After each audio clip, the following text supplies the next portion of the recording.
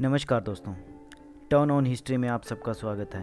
मैं आपका host and दोस्त मोहित खरोटिया एक बार फिर से भारतीय इतिहास से जुड़े नए किस्से, कहानी और रोचक तथ्य लेकर पहुंच चुका हूं। तो चलिए शुरुआत करते हैं आज की वीडियो की। आज हम जिस विषय पर प्रकाश डालेंगे वो है गंग वंश का इतिहास। दोस्तों, पल्लवों के समकालीन राज्यों में एक गंग वंश का साम्राज्य भी था। इसे तलनाड का गंग वंश की भी कहा जाता है। अनुश्रुति के अनुसार गंग राजवंश इक्ष्वाकु वंश से उत्पन्न हुआ था। इन्होंने अपनी ऐतिहासिक महत्ता स्थापित करने के लिए स्वयं को गंग वंश कहलवाया, क्योंकि वे प्राचीन काल में गंगा नदी के किनारे से आए थे।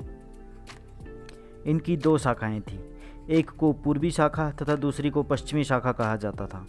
पूर्वी शाखा कलिंग पर 5वीं शताब्दी में तथा पश्चिमी शाखा मैसूर तथा कावेरी के बेसिन पर 4वीं शताब्दी में शासन करती थी। सर्वप्रथम कुलबुलियाकोलार इनकी राजधानी थी, लेकिन बाद में इन्होंने तलबनपुर अथवा तलवाड़ का, जो कि कावेरी के तट में स्थित है, को अपनी राजधानी बनाया। तो चलिए दोस्तों, बात करते हैं गंग वंश के राजाओं की। इस वंश के संस्थापक दिदिग था। इसका दूसरा महत्वपूर्ण शासक माधव था। इस वंश के सर्वाधिक वीर शासक दुर्वनीति था, जिसने पल्लवों के साथ सफलतापूर्वक युद्ध किया। वह वीर होने के साथ साथ साहित्य प्रेमी भी था।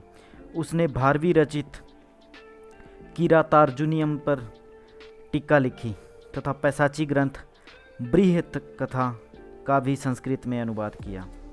इस राज्य का एक अन्य प्रसिद्ध शासक भी श्री पुरुष था। उसने पल्लवों तथा राष्ट्रकूटों को पराजित किया। इसके बाद चालुक्य और राष्ट्रकूटों के आक्रमणों ने गंग वंश के राज्य के विघटन की प्रक्रिया को तीव्र कर दिया। तो दोस्तों, गंग वंश के राजा शिवमार राष्ट्रकूटों का बंदी रहा, परंतु राजमल गंग के काल में इस राज्य का पुनरुत्थान हुआ। चोलों ने 1004 ईस्वी में इनकी राजधानी तलवाड़ को जीत लिया। गंग वंश के राजा अपने भूमि अनुदानों के लिए इतिहास में बहुत अधिक प्रसिद्ध थे। जो गंग वंश के राजा थे दोस्तों, वो जैसे आजकल गिफ्ट दिया जाता है, वैसे प्राचीन समय में वो जब किसी से प्रसन्न हो जाते थे तो भूमि अनुदान दे दिया करते थे। या ऋषि महर्षियों को भी भूमि अनुदान के रूप में दे दिया करते थे। उन्होंने जैन धर्म के अनुयायियों को उदार हृदय से खूब भूमि अनुदान दिए, लेकिन ब्राह्मणों पर अपनी विशेष कृपा बनाए रखी। इसके काल में अनेक सुंदर मूर्तियों का निर्माण हुआ। तो चलिए दोस्तों, अब बात करते हैं कि इस वंश का पतन कैसे हुआ।